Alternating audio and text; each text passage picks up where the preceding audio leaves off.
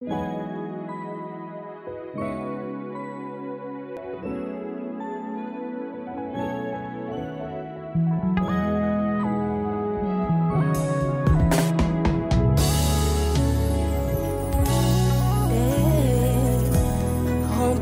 de joie, je peux crier haut et fort combien ton amour pour moi est sans limite. Tu n'as pas hésité de laisser ton trône de gloire et venir dans ce monde de péché. Parce qu'il vit, je n'ai rien à craindre, mais lendemain sont assurés entre ses mains. Il tient ma vie pour ces temps et l'éternité. Je sais qu'il vit. Parce qu'il vit, nous n'avons rien à craindre nos mains. Nos vies sont entre ses saintes mains. Seigneur notre Dieu, nous te bénissons. Bénis ces moments où nous voulons écouter ta parole, que ta parole trouve le chemin de chaque cœur. Bénis nos amis qui écoutent sur Facebook, sur YouTube, que cette parole leur apporte la foi, la consolation, le réconfort nécessaire. Fortifie-nous pendant ces temps de détresse, pendant ces temps d'angoisse. Seigneur, que ta parole mette une bombe dans nos cœurs. Seigneur, bénis ces instants. Au nom de Jésus, Amen. Amen. Gloire à l'Éternel. Shalom, shalom. Donc, je vais parler ce matin d'un thème qui se trouve dans le texte de Paul, dans le texte des Actes des Apôtres. J'aimerais lire Acte 27, du premier verset, je crois, jusqu'à même au verset 26. Une longue lecture, après quoi je vous donnerai le plan de ce message. Je vais parler quand même un peu longtemps parce que j'ai certains de mes enfants qui ont réclamé « Pasteur, tu as parlé seulement 15 minutes. » Je vais parler même 30 minutes, même 40 minutes. Pour que les amis qui sont confinés à la maison trouvent le moment d'écouter le message. Lorsqu'il fut décidé que nous nous embarquâmes pour l'Italie, acte 27, on remit Paul et quelques autres prisonniers à un centenier de la cohorte, Auguste, nommé Julius. Nous montâmes sur un navire d'Andramite qui devait côtoyer l'Asie, et nous partîmes ayant avec nous Aristarque, les Macédoniens et des Thessaloniques. Les jours suivants, nous abordâmes à Sidon, et Julius, qui traitait Paul avec bienveillance, lui permit d'aller chez ses amis et de recevoir leurs soins. Partis de là, nous logeâmes l'île de Chypre, parce que le vent était contraire. Après avoir traversé la mer qui baigne la Cilicie et la Pamphylie, nous arrivâmes à Myra, en Lycie. Et là, les centeniers ayant trouvé un navire d'Alexandrie qui allait en Italie, nous y fîmes monter.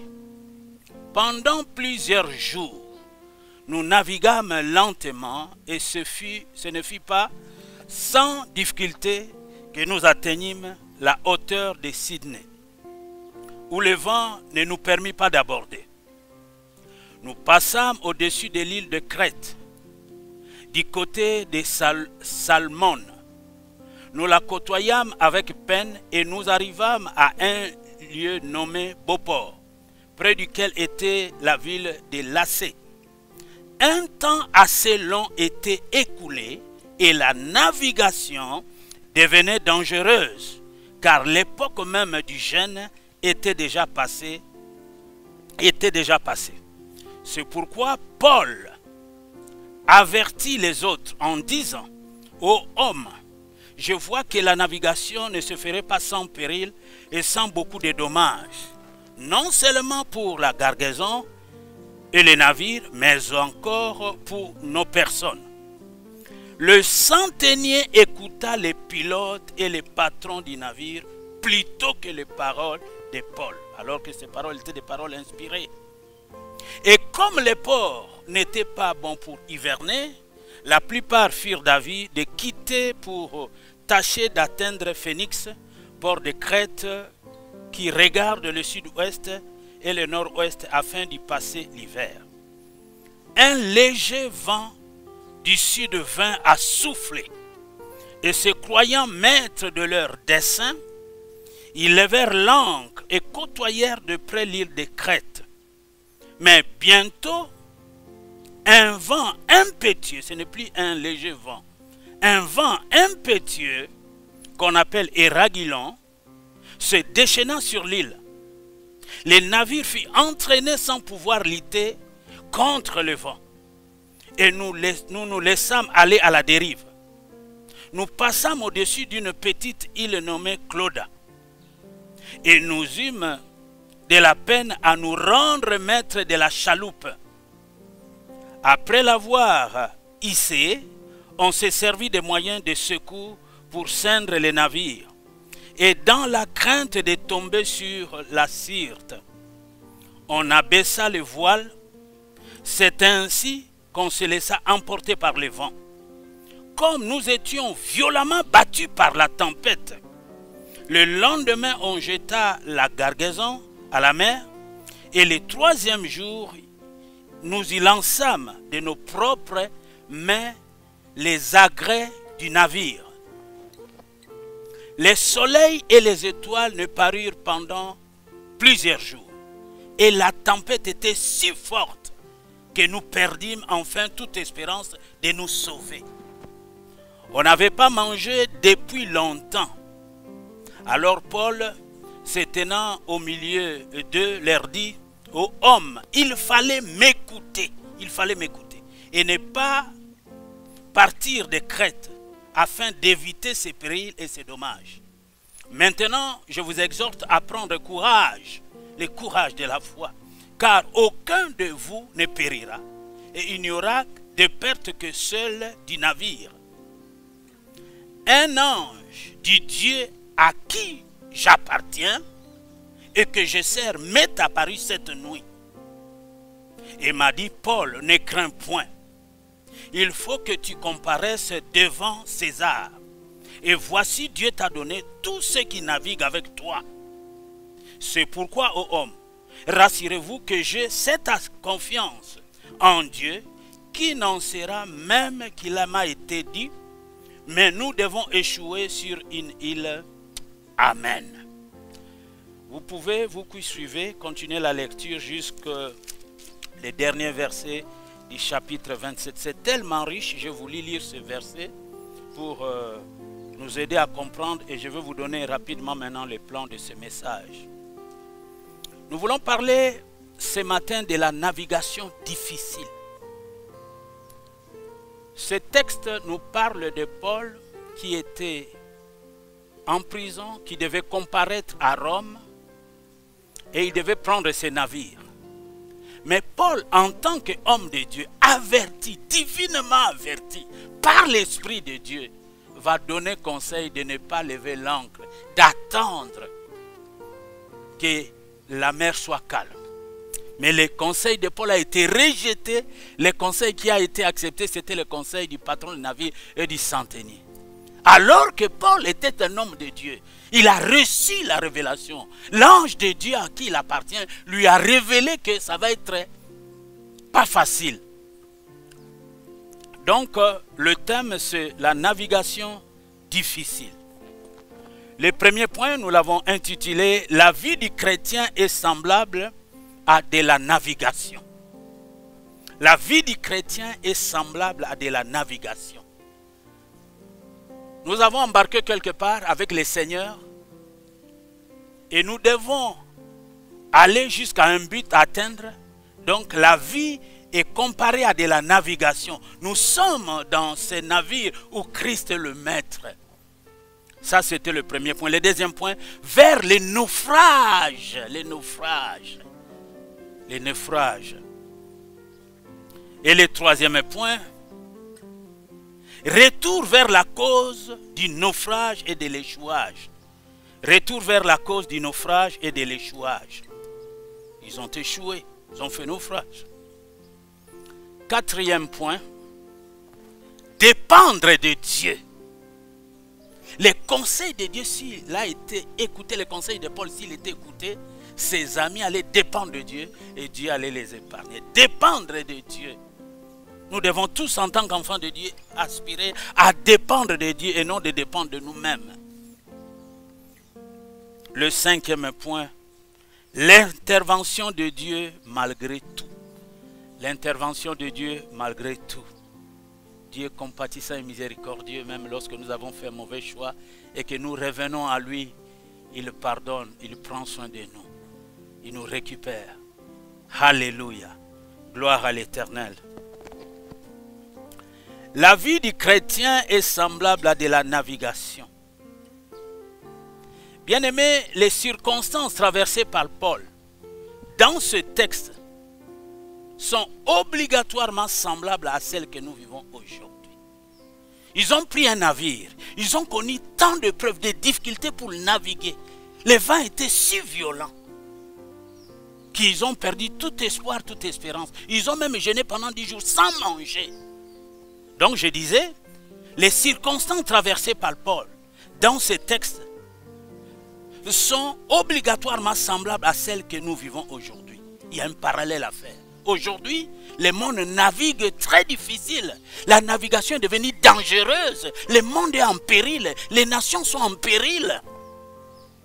Au fait, nous vivons dans un monde qui est en rébellion contre Dieu. Nous vivons dans un monde qui n'écoute pas les conseils du vin. Aussi mon peuple m'écoutait. Aussi les hommes que Dieu a créés à son image, écoutez Dieu. Nous vivons dans la rébellion. Aujourd'hui, vous le savez comme moi, il y a les hommes entre les hommes qui se marient, il y a l'homosexualité. Il y a les femmes entre les femmes qui se marient. Et toutes ces choses, bien aimées, agacent les cœurs de Dieu. Mais Dieu en colère. Lorsque nous lisons la Bible, dès la Genèse jusqu'à l'Apocalypse, nous pouvons voir qu'à chaque fois qu'il y avait péché, il y avait toujours un jugement. Mais pour échapper au jugement, il faut revenir à Dieu.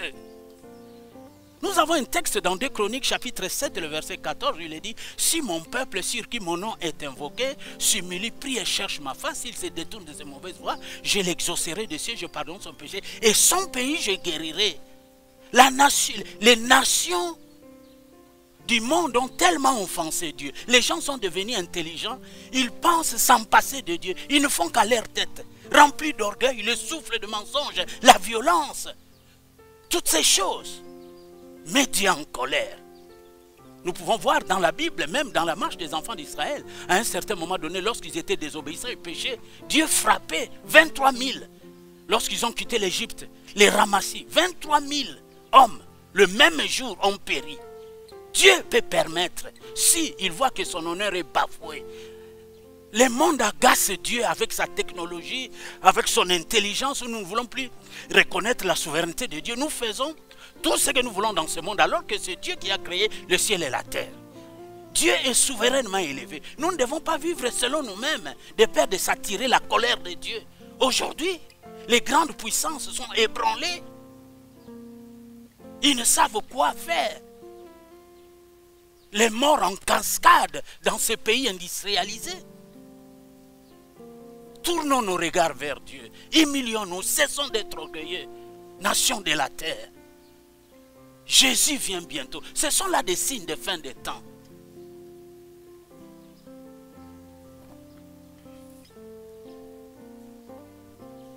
Le parallèle s'impose entre la vie spirituelle et les règles et conditions de la navigation.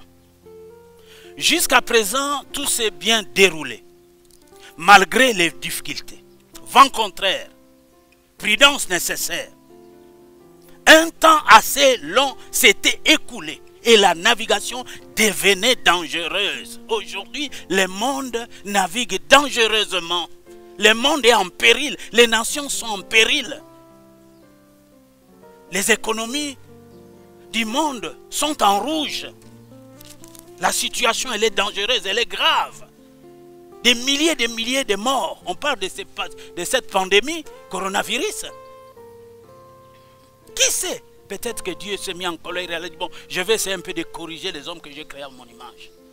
Mais en tout cas, dans la Bible, lorsque vous lisez dans la Bible, à chaque fois que les gens péchaient, Dieu jugeait.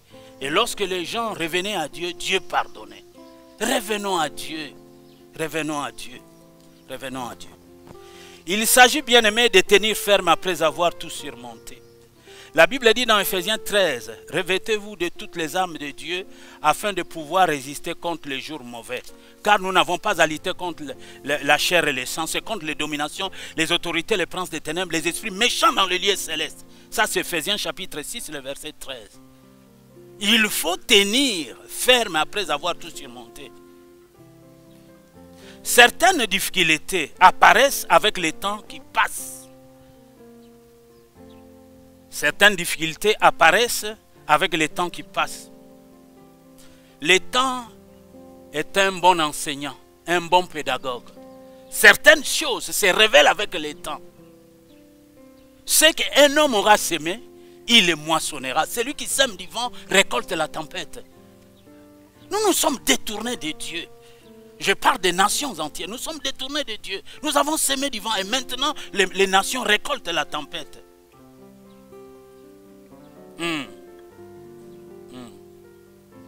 Les périodes, la vie spirituelle traverse des temps de tentation,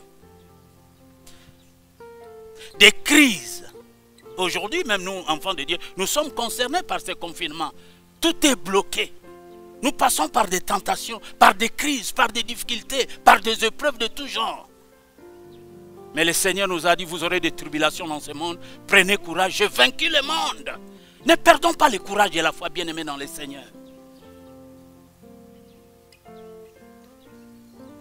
Les périodes des choix sont décisives par rapport à ce qu'elles auront comme conséquence pour nous. Je dis les périodes des choix sont décisives par rapport à celles qu'elles auront comme conséquence pour nous, pour notre famille, pour l'Église, pour les nations, etc., etc.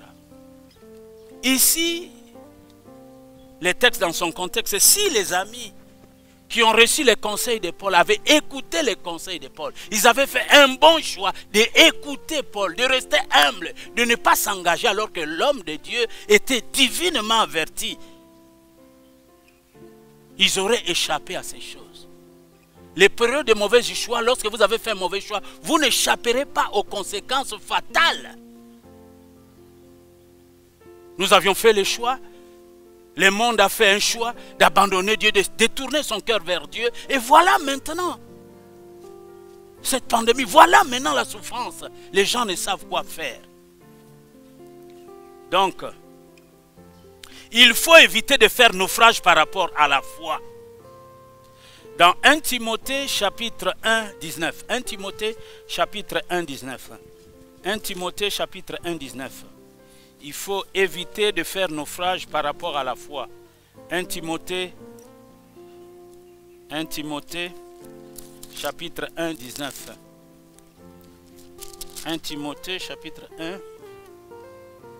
19. Voilà ce qui est dit. Je commence au verset 18.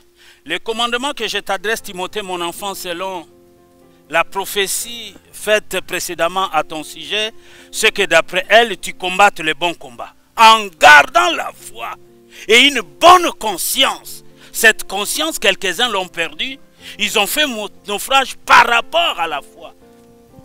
Il s'agit bien de garder la foi et de ne pas faire naufrage.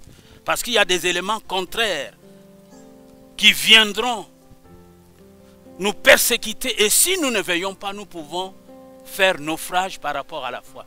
Au début de cette année, je parlais de la foi courage. Je disais, cette année, c'est une année où Dieu va nous bénir, mais il y aura aussi l'adversité. Je l'ai dit, les 2 premiers dimanches de l'année, le courage de la foi.